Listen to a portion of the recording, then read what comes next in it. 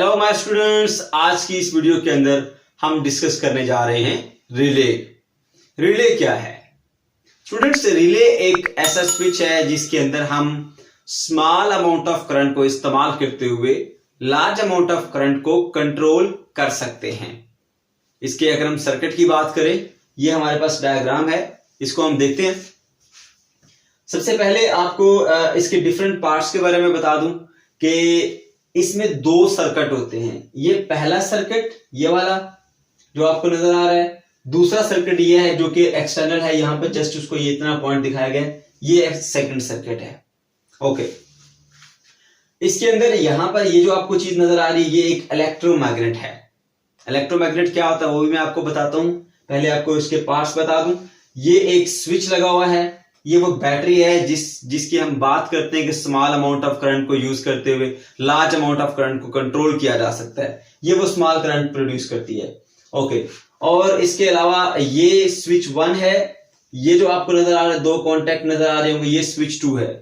ये स्विच 2 कैसे ऑन होता है? ये इसका अपर पॉइंट और इसका लोअर पॉइंट जब आपस में ऐसे कॉन्टेक्ट में आ जाते हैं तो ये स्विच ऑन हो जाता है। सेकेंड स्विच जैसे ये अलग हो जाते हैं तो स्विच जो है वो ऑफ हो जाता है। अब इसमें से सेकंड सर्किट में से करंट फ्लो नहीं कर सकता।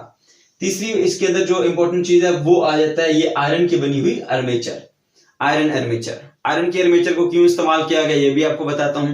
इलेक्ट्रोमैग्नेट क्या होता है और इसको क्यों यहां पर इस्तेमाल किया गया, चलिए इसको समझ लेते हैं।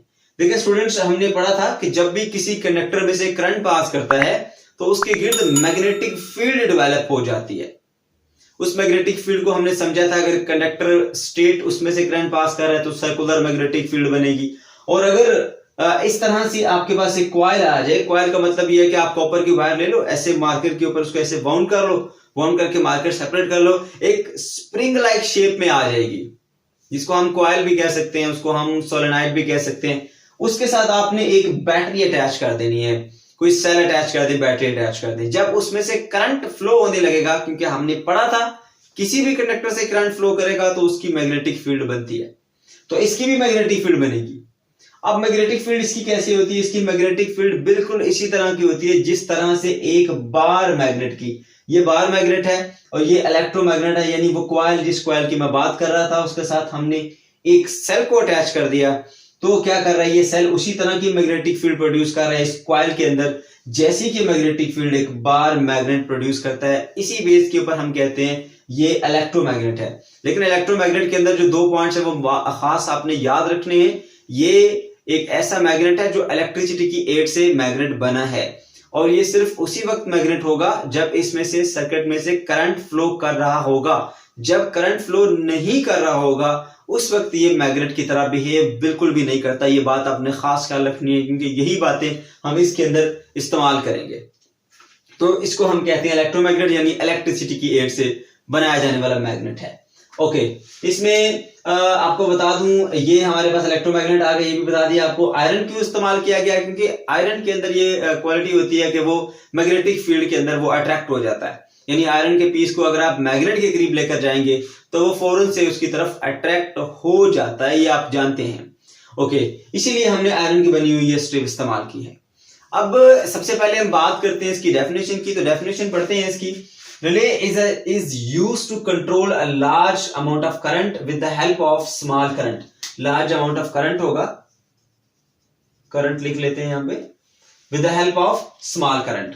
Okay, एक और डेफिनेशन भी इसकी दी गई है। This is an electrical switch. ये एक electrical switch होता है that open or close under the another current. जो किसी और करंट के अंडर ऑन या ऑफ होता है। कैसे होता है वो भी चीज हम अभी डिटेल से समझते हैं। इसके अंदर दो केसेस हमने डिस्कस करने हैं। पहला केस में switch 1 is on, the electromagnet is magnetised and attract the iron armature, then close the contact of the switch 2 and allow the current to flow in the second circuit. चलिए इसको समझते हैं। पहले देखिए स्टूडेंट्स, यहां पर जैसे ही मैं इस स्विच को ऑन कर देता हूं, ये मेरे पास स्विच ऑन होगा, मैं इसको ऐसे ऑन कर देता हूं, ये ऑन हो गया। जैसे ही ये ऑन हो जाएगा तो ऑन होने से क्या होगा? इसकी मैग्नेटिक फील्ड बन जाएगी, क्योंकि करंट जब इस सर्किट से पहले सर्किट से पास करता हुआ जाएगा तो मैग्नेटिक फील्ड बनाएगा।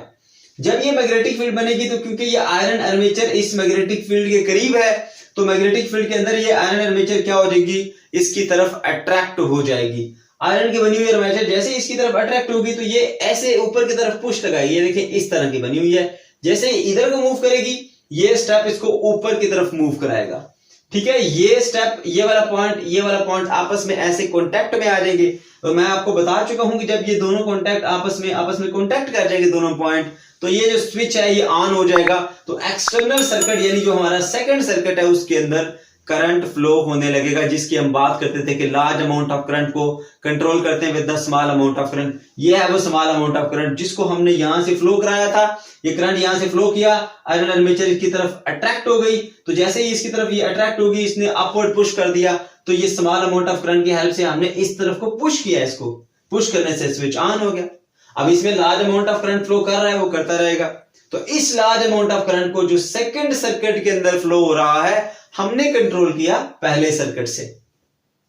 ओके, तो यही बात यहां पहले केस के अंदर बताई गई है कि इसमें करंट को ऑन करेंगे, ये इलेक्ट्रोमैग्नेट मैग्नेटाइज हो जाएगा, इस आयरन की बनी हुई स्ट्रिप को अपनी तरफ अट्रैक्ट कर लेगा। उससे क्या होगा, ये इसको अपवर्ड पुश करेगा, दोनों कॉन्टैक्ट आपस में मिल जाएंगे, ये वाला पॉइंट और ये वाला पॉइंट, तो करंट फ्लो होने लगेगा। अब हम बढ़ते हैं अपने सेकंड केस की तरफ। सेकंड केस में क्या कहा गया है, Case 2, when the switch 1 is off, electromagnet lost its magnetism and stop attracting iron armature.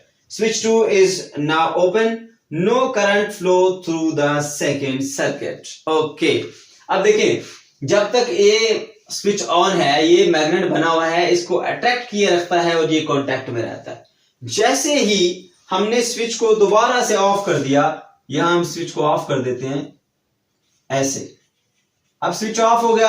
Switch off होने से क्या होगा, ये इलेक्ट्रोमैग्नेटिक उस वक्त था जब तक इसमें से करंट पास कर रहा था। जब करंट पास नहीं कर रहा तो इसकी मैग्नेटिक फील्ड भी खत्म हो जाएगी। तो फिर क्या होगा, ये आयरन आर्मेचर को पहले अट्रैक्ट किए हुआ था क्योंकि पहले मैग्नेटिक फील्ड मौजूद थी, तो इसलिए आयरन उसकी तरफ अट्रैक्ट हो गया था। अब मैग्नेटिक फील्ड नहीं रही तो फिर ये आयरन की बनी हुई आर्मेचर भी इसकी तरफ अट्रैक्ट नहीं होगी। उससे क्या होगा, उससे ये होगा कि ये वाला पॉइंट और ये वाला पॉइंट फिर से सेपरेट हो जाएंगे।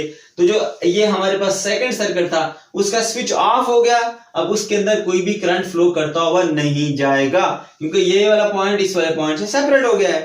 तो इस तरह हमने इस सर्किट के अंदर करंट को चेंज करते हुए इसके अंदर करंट को कंट्रोल कर लिया।